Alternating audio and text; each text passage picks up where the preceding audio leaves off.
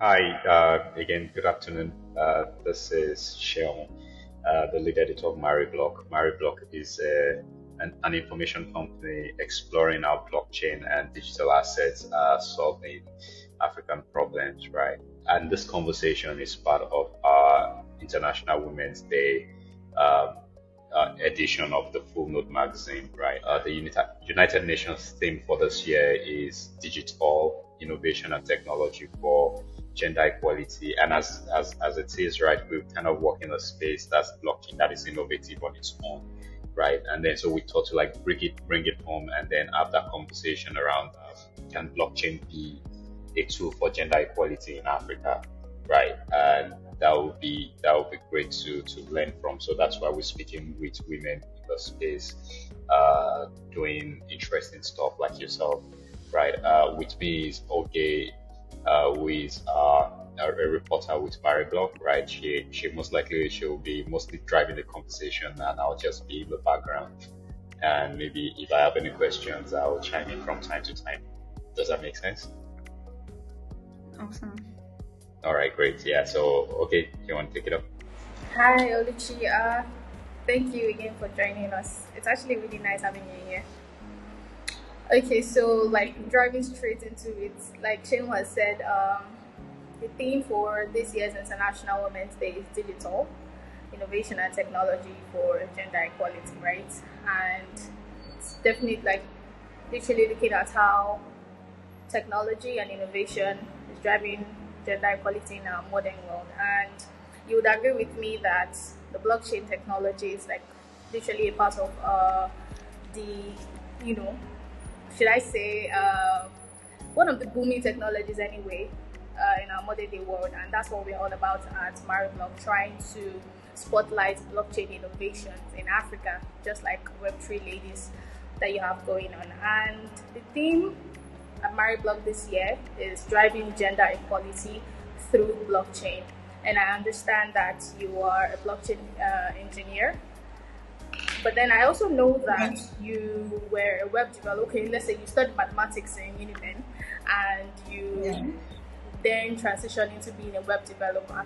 But then I would like to know, how did you now get into the blockchain technology? How did you become a blockchain engineer? Awesome. Thanks for that question. Um, yes, so I studied mathematics in school, and after I was done with school, the question everyone asks is what's next? How do I move on from here and all of that, right? So yeah, I got into computer networking, thinking I would grow a career in computer networking. Many stuff that I thought I was going to grow a career in then. Well, here we are.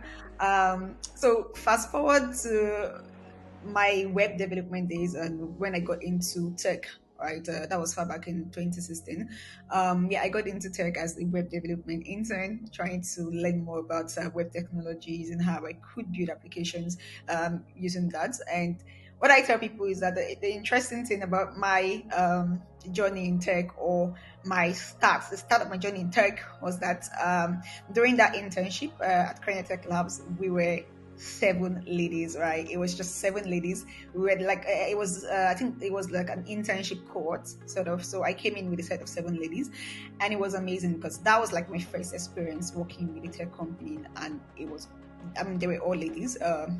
Engineers, and we were building stuff, working together, right? At some point competing in codes, getting stuff done and all of that. And it was really exciting. It was interesting. I loved it because we were able to synergize, brainstorm, and come up with like different ways of solving some of the problems that we encountered then. But then you would think that that's how it would be, right? Because I studied mathematics in school, and yes, mathematics is not exactly, it's part of STEM, right? So um we didn't have like a lot of ladies also, studying mathematics back in school. That like there were more guys and ladies, and then coming out in tech, and I was seeing like all girls, seven, right, doing stuff. Like it was amazing. And I mean, I had that expectation, right, going further in tech ecosystem. So how I got into, so I'll come back to this story. But how I got into blockchain was, essentially through events and hackathon. So that was like one of the things I did during my first 2 years in tech, right? I wanted to explore. I knew there was more out there, right? Beyond the scope of what I was doing at the time, right? In my company, beyond the people I was seeing, I knew that there was more out there, and there was a lot more that I could learn and see, right? So I was very interested in, networking, meeting others, going to events, going to hackathon, and I did. I went for a lot of hackathons, a lot of events, and hackathon. Then I think one of the hackathons I went to was where I, heard about blockchain technology the first time, and it was basically about building a transparent. System, right, for investing in places that are prone to natural disaster. So at that time we had a lot of issues with with notes, and I think we still have some of those issues now with natural disaster things, flood, and all of these things just come in, and then you have issues with the person, the people that are really, really, suffering from this disaster do not really get the resource that being sent to for them, right? You have other people that are not really affected getting those stuff, right? So the task was to build a system such that you could have people donate to these countries, these areas or states that are prone to natural disaster through the blockchain, and you could also record the the inhabitants of that area, right, on the blockchain before the natural disaster happened. So imagine taking a population of a particular place that is prone to natural disaster, and you know that there are like 40 persons there, and you've put in that details on the blockchain, and then after the natural disaster, you see people from any different places coming to claim that, oh, I was here when this thing happened. But then we have record, right, of people that were there, and these records are on the blockchain and they are tamper proof, right? So that was like a system, and it was really interesting because I had not heard anything like that before. And I'm like, this is a very really good, transparent way, right, of doing this stuff. And I wanted to learn more about the technology, and what it was about, right? So I started like asking questions, researching, reading, joining groups, right, to understand more about the blockchain. Although it wasn't it wasn't clear, many things I stumbled across at my early days of like getting into blockchain. Some of those things I'm just really understanding them like now, right? But some of them, I'm telling you, some of the stuff, like, yeah, I'm just feeling, oh wow, so this is what I read then, this is what I saw then, right? So I couldn't really grasp it in its totality, but the little I was able to grab, I picked them up and I moved with it, right? Because I knew that this is where I wanted to be, and I wanted to build and grow a career in, and I saw different opportunities that could be harnessed in the space, and that's how I got started and stayed on. That's very interesting because one of the women we spoke with, Monica Singer, who's based in South Africa, she also mentioned that while she was working in the World Bank, when they would send relief funds down to Africa, the money would literally just disappear because there was no transparency, right? And then she mentioned Exactly. that blockchain provides that kind of transparency, that makes it easy for you to track funds and make sure that the funds go straight to the right person. It's actually very interesting Exactly. to note that was part of your hackathon, in your early days. You said Yeah. you learned a lot, and I'm sure you did because I've read a couple of publications where they refer to you as the first female blockchain engineer in Nigeria. And I'm sure you've heard that as well. But then I would really like to know, like, I want to hear it from you directly. Why did they call you that? um so I guess it's based on timing, right? I think timing is the most important thing when I got into the space. So at that time, right, in Nigeria, you'd see that we had a couple of persons who knew about the technology, right? Although the technology it wasn't like very popular, back then. But a lot of people were beginning to learn about it. But mostly it was towards cryptocurrency trading. It was towards cryptocurrency investment. It was towards ICOs, right? So around 2017, 2018, that was like the highlight of ICOs, right? So most people got getting into the space was ICO based, and in fact, that even almost discouraged me from getting into the space. So when How I so? started thinking, yeah, How you said it almost discouraged you? Can you like share? exactly. So yes, so when they started exploring the space even further, right? Anybody I like, so some of the people that I was discussing the technology with, apart from like engineers, it was mostly about the ICO. It was mostly about the ICO era. It was mostly about, getting whitelisting, Right. drop and all of this stuff. And at some point, it looks scammy, right? Even some people that I spoke to, right, they even thought I was like, it's like, Oluchi, you're like, Oluchi, don't join them, kind of stuff, right? So it was like, all this new level of MMM. A lot of people then saw it as new, new, like a different level of MMM, right? And at some point, I was beginning to like, ha. So I was, and again, that was also a mistake I made. Imagine I got a lot of Bitcoin that period, right? And I had it with me, right? So it was when, Bitcoin began to, increase in value. Would have been another advantage to me. So at that point in time, I disconnected myself from the whole crypto trading, cryptocurrency stuff, right? So I was more. So if you reach out to me like, oh, Oluchi, I heard that you're in blockchain and stuff like that. Okay, sorry, I don't do crypto trading. This is what I do, right? So that was also one mistake I made.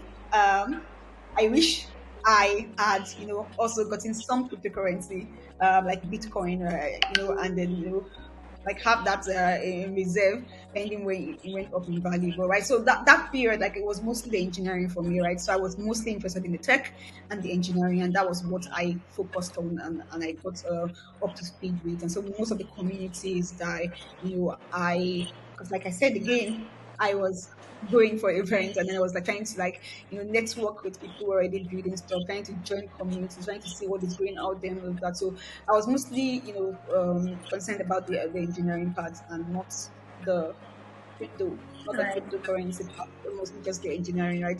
So yeah, so that was how like it all started, and it happened to be that like I was the first woman at that point in time to be like more into like the engineering part of blockchain. Became a blockchain engineer, got my first job in this case, and then continued to like build from then and so forth. So I would really say that it's more about timing and more about popular opinions of communities and the dev community, engineering community at that time. That's very interesting. Of course, I feel like we still have that issue today where you tell someone, oh, you are into blockchain, and then they say, oh, I don't like crypto. And then you try to explain to them, like, blockchain is more than just cryptocurrencies. Blockchain is a lot, and it will actually be really helpful if we, get it incorporated in some of our policies or some of our systems in this country.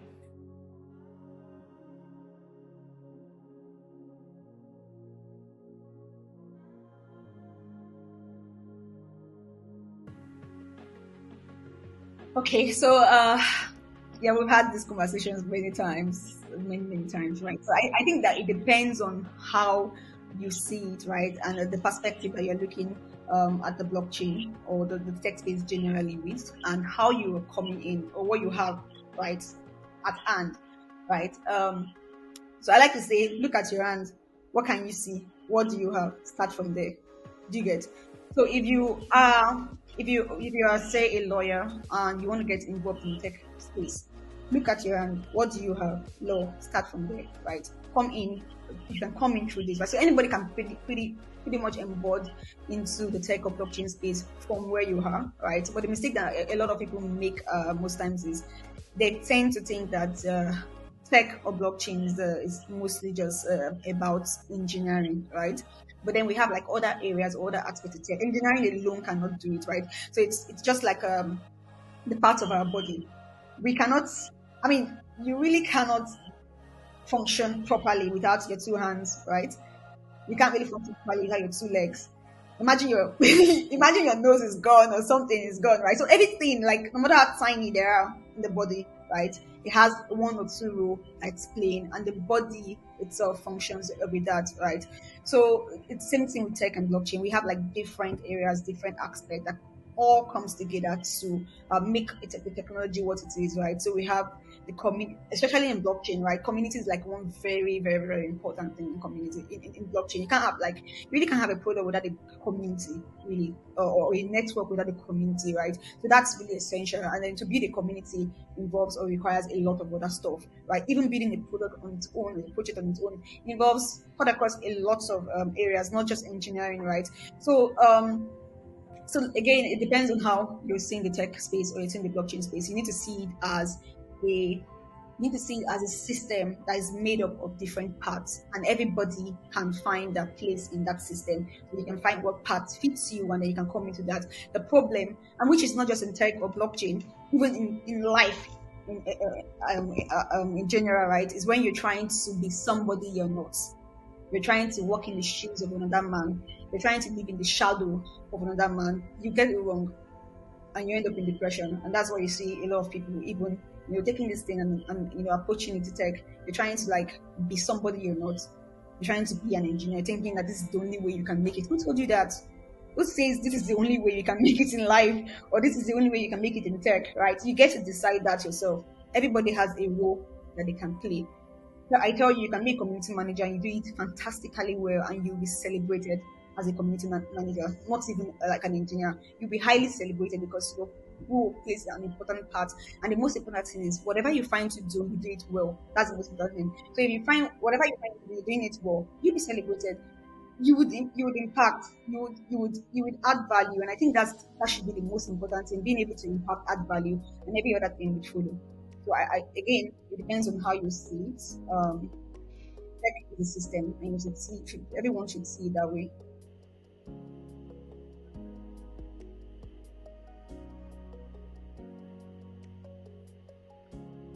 Well, I would say that like the definition of blockchain itself, right, is fostering gender equality. Like the major, what makes blockchain unique and what makes blockchain stand apart and what makes it an innovative technology. That core itself also fosters, gender equality. So I'm talking about censorship resistance, decentralization, peer-to-peer, transparency, anonymity. So for the first time, you can get involved in the system without having to put in like your identity and say this is who I am, and people can already label you, right? So it's like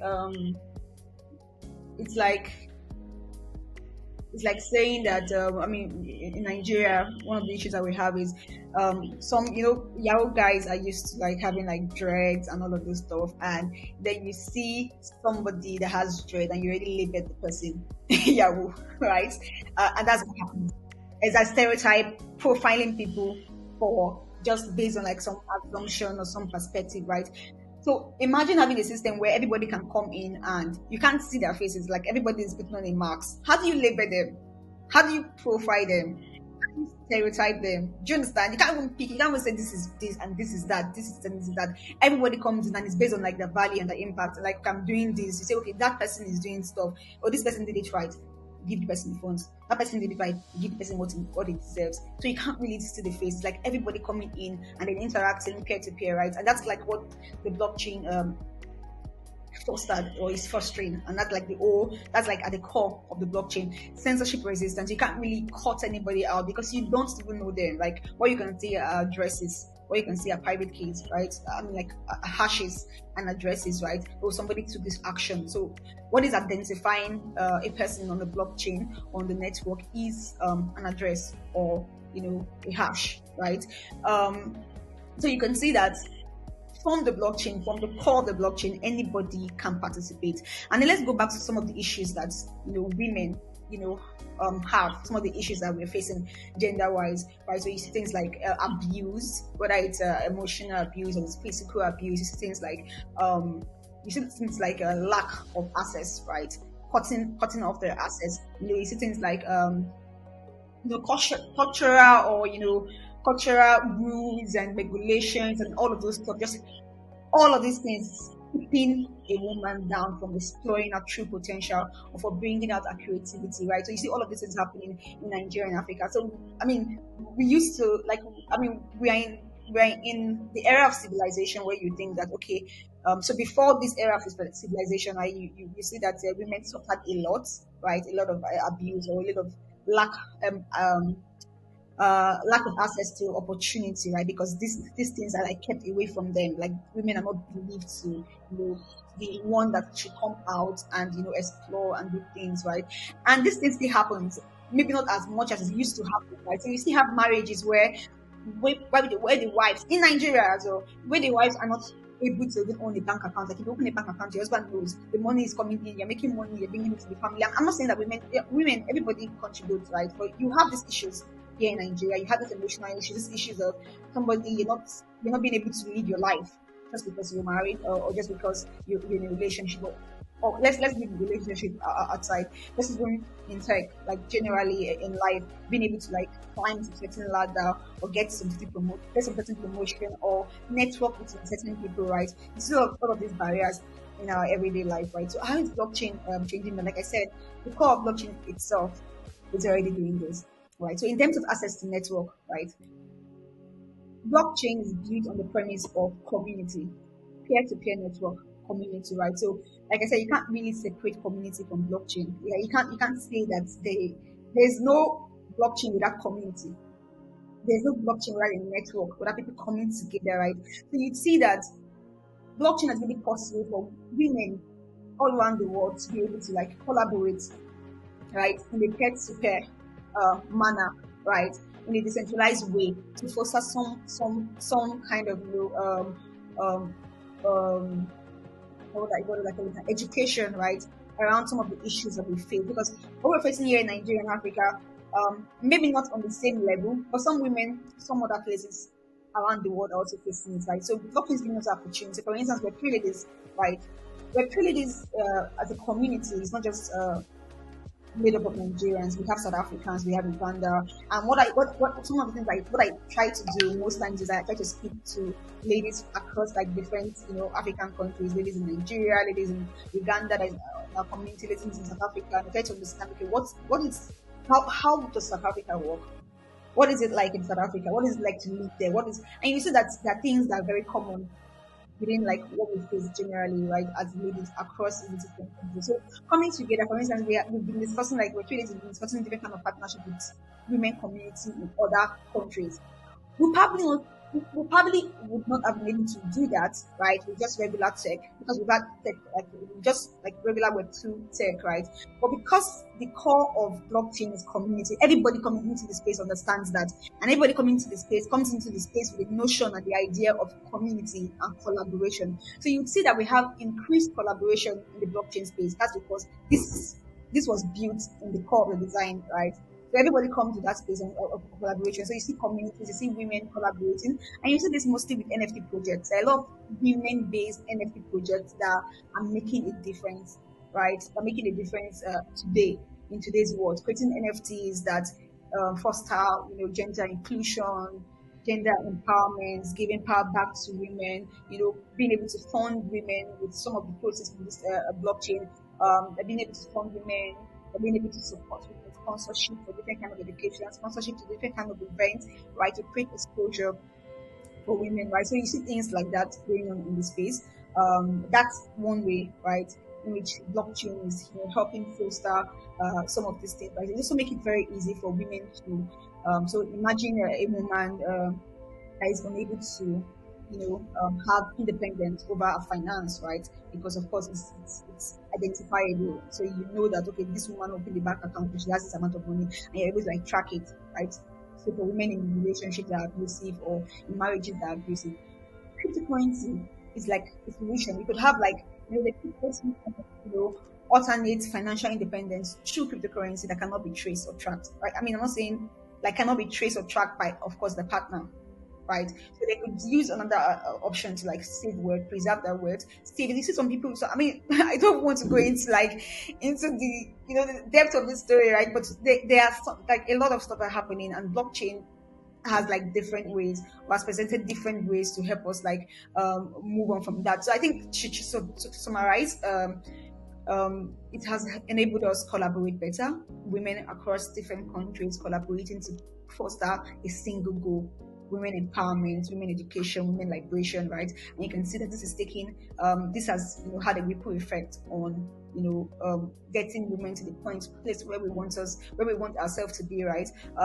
Also access to network. Women are able to like access network, different caliber of network across the blockchain space. Blockchain is a place where you would see a CEO or a founder, and you can really assess them in events. You go to an event and you see a CEO, you see a founder, and you can walk up to them speak to them, discuss with them, because everybody understands the importance of collaboration and peer-to-peer communication, right? But you won't really see that in a Web2-ish kind of setting, right? You see like CEOs and like and those kind of views, right? So yeah, yeah, many more.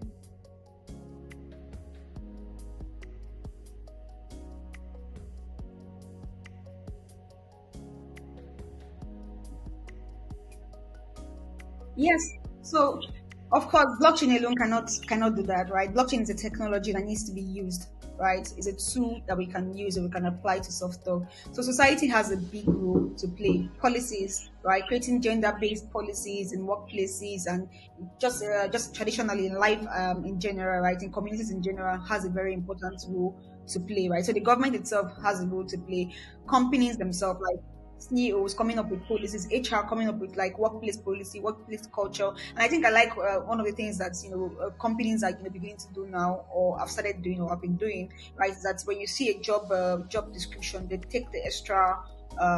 They go the extra mile to also clearly state that this job is open, is gender, there's no gender bias, anybody can apply, and they go an extra mile to doing that. That's just that single act helps, right? It gives women more courage to apply for some of these jobs because they believe that okay, they can make an impact and they can make a change when they get to that area, right? So, of course, policies across policies in workplaces, policies in society, government structures, not government structures like maybe creating like counseling. Counseling services for women, right? You have no idea how important this is. A lot of women a lot of women need counseling, right? Because the thing is that we are coming from an age long or um, a decade long, should I call it, mindset, right? Where we have gotten to know, people have told us more in time, that this society limitation that, okay, we can't really go so far, this is how much we can do. That alone it takes a whole lot to take off that mindset from some women, right? Because people have passed this idea from generation to generation to generation to generation, right? So we've seen it over time, right? So this is something that we need to break. And it starts with the mind, right? As a woman, it starts with the mind. As a person, it starts with the mind. So we need to also like look for ways that we could also break down that walls that will be women has been built for themselves in their mind based on like all of those things that are built over time, right? So counseling plays a huge role as well. Having like access to mentors, other women within the space or in positions that can also like offer lending hand to other women as mentors also, which should also help in addition with what technology and blockchain is doing in general.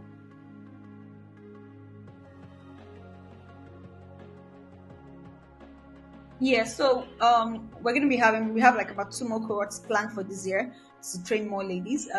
Beyond that, we're also going to be introducing like an intermediate to advanced track for our mentorship, right? So there's a skill gap in the space, right? Companies are looking for more senior engineers to come on team, and then we have more entry level engineers, right? So what we want to also do is that we want to build and grow more senior level, female blockchain engineers, right? So apart from like giving them the initial basics that they need to like onboard into the space, right? We want to take it a step further, right? So having gotten the initial basics, that's the very foundation that you need to get into the space. Now let's take you into like, okay, what are the essentials that companies are really, really looking forward to in employing or getting senior engineers on that team, right? So that's like one thing that we also want to do. We're also looking into areas to like help these ladies, right? Get access to more of these jobs and opportunity out there through a talent pool system that we are currently working on, right? Because beyond creating awareness, beyond training and mentoring, the other side is having like real world or real life experience on teams and companies and products, right? So being able to like integrate these ladies into actual work environment is like one of the things that we are very, very bullish on this year, and we have some partnerships that hopefully will be announcing soon coming up on that areas. And we're also seeking for more partners from companies and communities that are willing to also like partner on in this area. And yeah, so we have a couple of stuff that we're also building in the community, and that hopefully as time goes on, we'll be unleashing most of them. Great. I think I have like maybe two questions that if you could just answer for us quickly.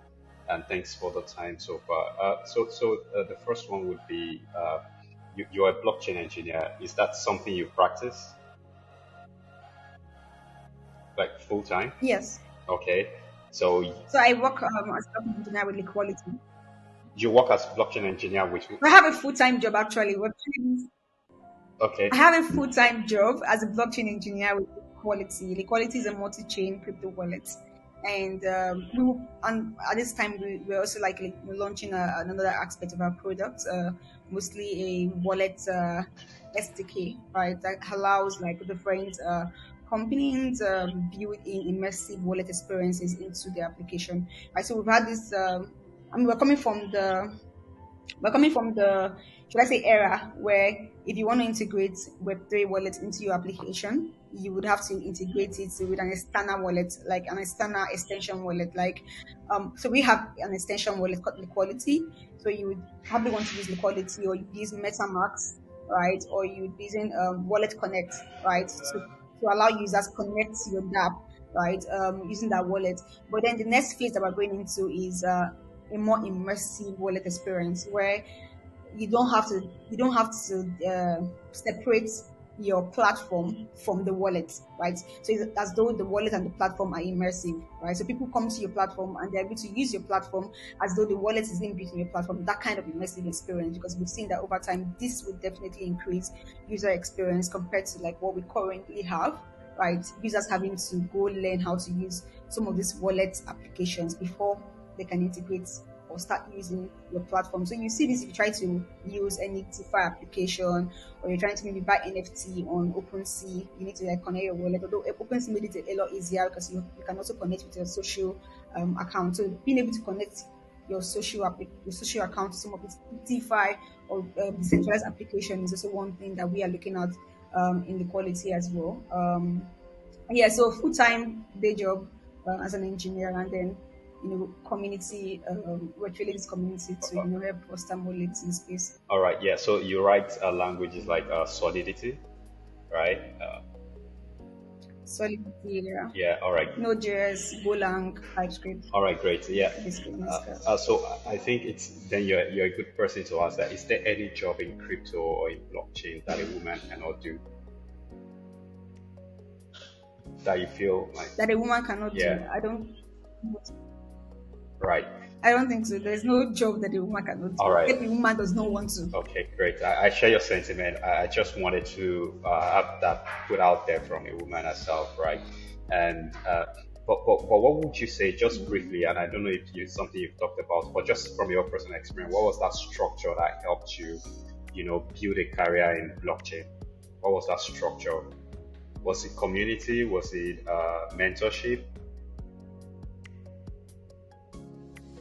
Yes.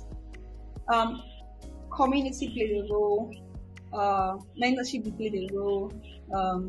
Events like putting yourself out there also played a role, right? Because like I said earlier, when I started, I knew that there was something more out there that I could connect to. There's something that I needed to reach, right? So I had this feeling of wanting more. I wanted more, right, for my career, right? So I started trying to get more by going for some events, different communities. I met some friends at those events. We met some friends. We started bonding together, trying to go to more hackathons, reading together, trying to understand the blockchain technology also together, because really you can't really do life on your own. Nobody can do life on their own, right? So you need to connect. You need to put yourself in that space where you can learn, right? And you can be motivated. And sometimes putting yourself in that space where you can learn and be motivated is not even the single solution. I'm not saying it might not really work out at first. You might not also understand a lot of things. You might feel intimidated. You might feel like you're the only one left out. You might feel like you're the only one that doesn't understand because everybody else seems to be moving fast.